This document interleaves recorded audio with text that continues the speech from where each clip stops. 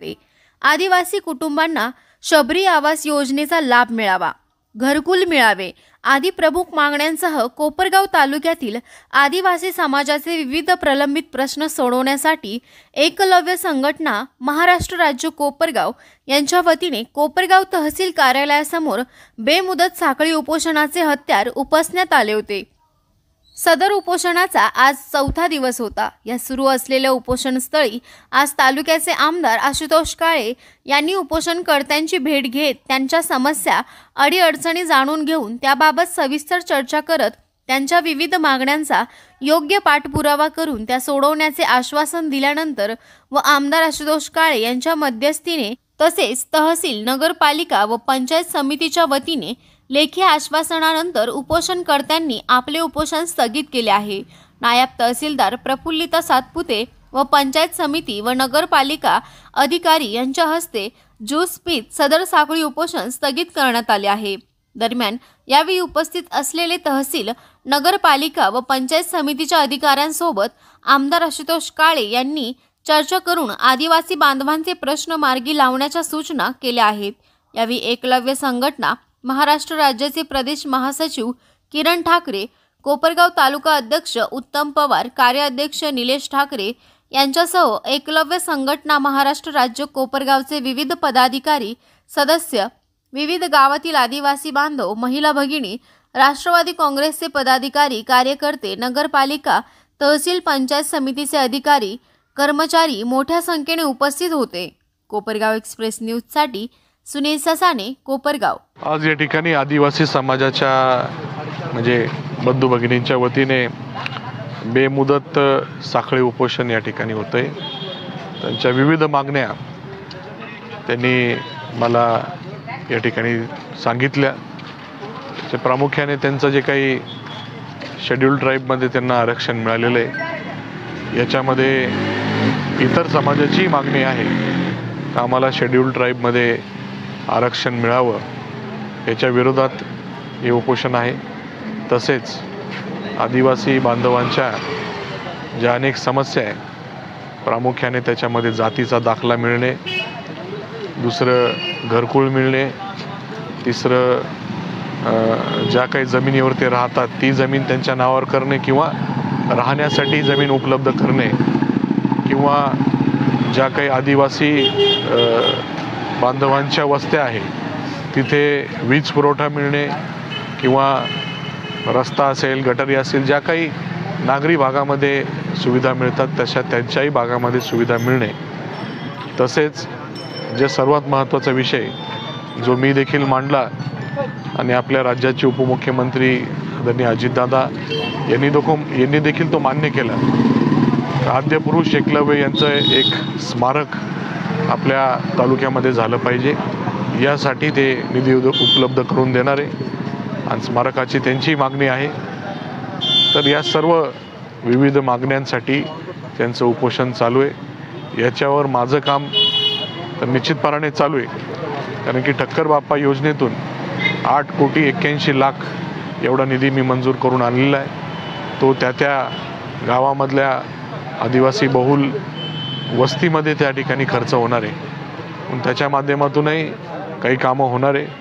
परंतु जे काही व्यक्तिगत कामं आहे यासाठी पण माझे प्रयत्न चालू आहे। या सर्वांचा पाठिंबा, आशीर्वाद मिळाला म्हणून मी या 5 वर्षामध्ये काम करू शकलो, परंतु पुढच्याही काळामध्ये अजून भरपूर कामं करणं अपेक्षित आहे। याच्यासाठी माझा पाठपुरावा निश्चितपणाने चालू राहील, एवढा शब्द आपल्या सर्वांच्या साक्षीने त्यांना देतो आणि त्यांचं निवेदन शासनाकडे मी एक त्यांचा प्रतिनिधी म्हणून या ठिकाणी पाठवणार आहे आणि यांच्या मागण्यांच्या बाबतीमध्ये तिथे सविस्तर मांडेल, एवढा शब्द देतो।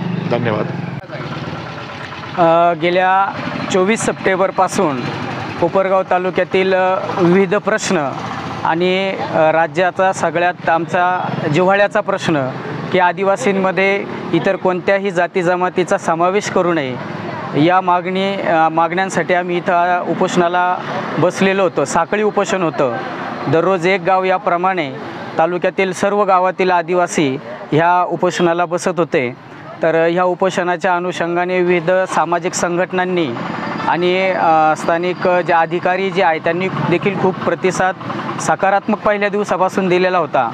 आज तालुक्याचे लोकप्रिय आमदार आशुतोषदादा काळे साहेब यांनी उपोषणस्थळी भेट देऊन आमच्या ज्या स्थानिक पातळीवरच्या 20-22 मागण्या आहेत त्या मागण्यासंदर्भात सविस्तर चर्चा केली आणि अधिकारी देखील या ठिकाणी उपस्थित होते. त्यांना या ठिकाणाहून आदेश देण्यात आले आणि जवळजवळ स्थानिक पातळीवरच्या सगळ्या मागण्यांचा फॉलोअप घेऊन त्या पूर्ण करण्याचं त्यांनी आम्हाला आज आश्वासन दिलेलं आहे.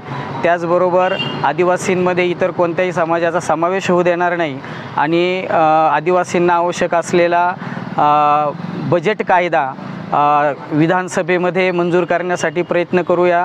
जवळजवळ सर्वच मागण्यांना त्यांनी चांगला प्रतिसाद दिला आणि सकारात्मक भूमिकेतून आमच्याशी चर्चा केली. त्यामुळं आम्हाला अशी अपेक्षा आहे की आमच्या सगळ्याच मागण्या येत्या काळामध्ये बाय प्रोसेस पूर्ण होतील. तर हे आमदार साहेबांच्या मध्यस्थीने आज आजचं उपोषण आम्ही स्थगित करत आहोत. जर मागण्या जर पूर्ण झाल्या तर नक्कीच आमचा सगळा आदिवासी समाज आमदार साहेबांचा ऋणी राहील. अन्यथा पुन्हा आम्ही जर मागण्या पूर्ण झाल्या नाहीत तर पूर्ववत आम्ही आमचं हे साखळी उपोषण सुरू करू. धन्यवाद. या ठिकाणी एकलव्य संघटनेच्या वतीने 23 तारखेपासून या ठिकाणी उपोषण चालू होतं. आज जो उपोषणाचा 4था-5वा दिवस या ठिकाणी होता.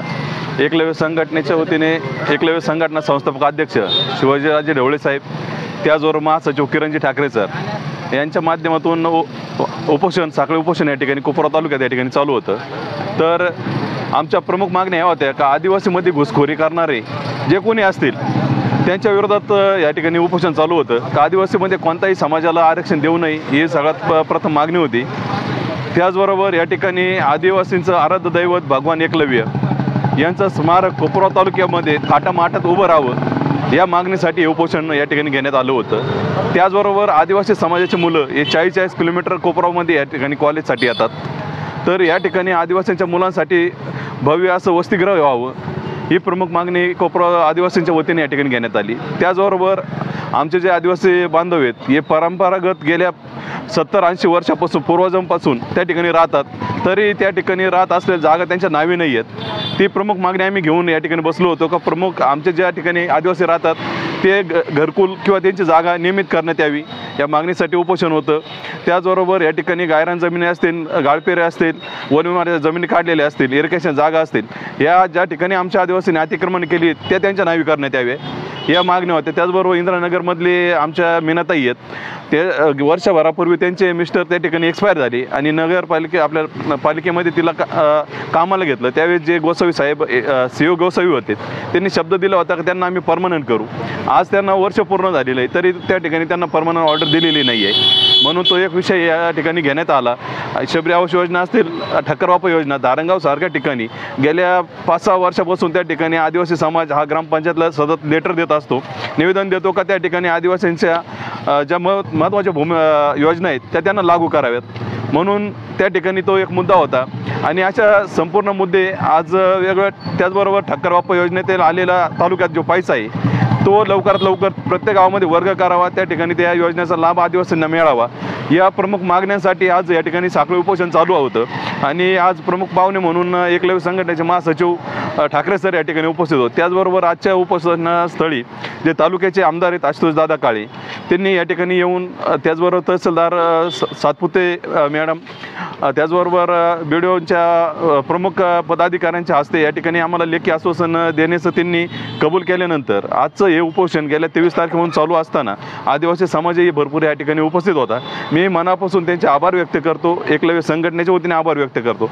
ज्या सर्व समाजाच्या सर्व गावांनी या ठिकाणी पाठिंबा दिला त्यांचं मी तालुका कमिटीच्या वतीने एकलव्य संघटना असेल, टायगर फोर्स असेल, युवा कमिटी असेल, विद्यार्थी कमिटी असेल या सर्वांचे मनापासून आभार व्यक्त करतो का त्यांनी या साखळी उपोषणासाठी जी मदत त्यांनी सर्वांनी केली आणि 24 तास या ठिकाणी राहिलेत. आज पाण्यामध्ये आज सर्व समाज या ठिकाणी बसला होता आणि आमदारांनी आम्हाला शब्द दिला आहे का लवकरात लवकर या ठिकाणी एकलव्य भगवानांचा पुतळा आम्ही थाटामाटात उभा करू आणि आजचं उपोषण आम्ही या ठिकाणी थांबवतोय. जय एकलव्य, जय भीम, जय शिवराय.